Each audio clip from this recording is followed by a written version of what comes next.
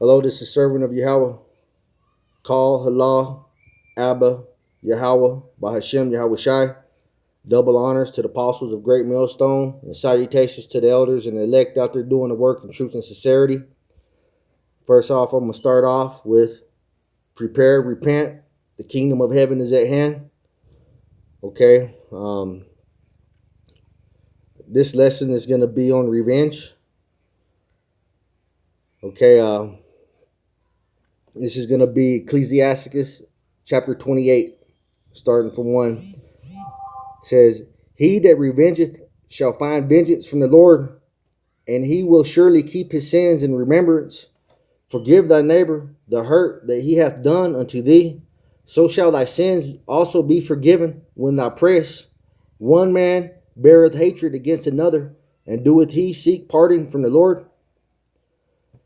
He showeth no mercy to a man which is like himself, and doeth he ask forgiveness of his own sins?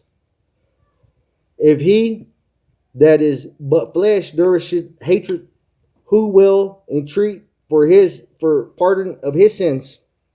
Remember thy end, and let enmity cease. Remember corruption and death, and abide in the commandments. Remember the commandments, and bear no malice to thy neighbor. Remember the covenant of the highest, and wink at ignorance. Abstain from strife, and thou shalt diminish thy sins. For a furious man will kindle strife. A sinful man disquieteth friends, and maketh debate among them that be at peace." Disquieteth means to make them wary. "As the matter of the fire is, so it burneth, and as a man's strength is, so is his wrath. And according to his riches his anger riseth. And the stronger they are which contend, the more they will be inflamed. And hasty contention kindleth a fire, and in hasty fighting sheddeth blood. If thou blow the spark, it shall burn, and if thou spit upon it, it shall be quenched. And both these come out of thy mouth. Curse the whisperer and double tongue, for such have destroyed many that were at peace. A backbiting tongue hath disquieted many, and driven them from nation to nation. Strong cities hath it pulled down, and overthrown the houses of great men. A backbiting tongue hath cast out virtuous women, and deprived them of their labors. Whoso hearkeneth unto it shall never find rest, and never dwell quietly. The stroke of the whip maketh marks in the flesh, but the stroke of the tongue breaketh the bones. Many have fallen by the edge of the sword, but not so many as have fallen by the tongue.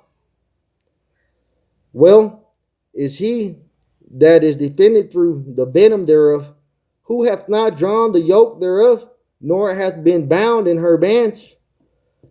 For the yoke thereof is a yoke of iron, and the bands thereof are bands of brass.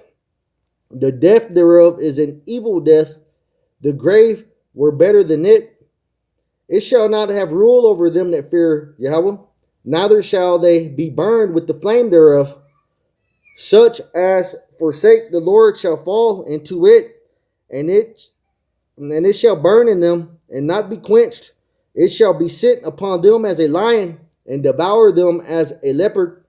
Look that thou hedge thy possession about with thorns, and bind up thy silver and gold, and weigh thy words in balance, and make a door and bar for thy mouth. Beware thou slide not by it, lest thou fall before him that lieth in wait." So basically, that watch what you're saying, because your mouth could get you in trouble, especially in this Jacob's trouble that's coming. That Jacob's trouble is about to kick off, and having a mouth that just spews wickedness, you're gonna pay for it. Taking revenge on your neighbor, which is your fellow Israelites. You need to forgive your brother 70 times 7. I just read that chapter, and I thought it's a good chapter to share with you. Read it, take your time. If you don't understand the words, go to the dictionary. But I thought this was a good chapter to read to the brotherhood.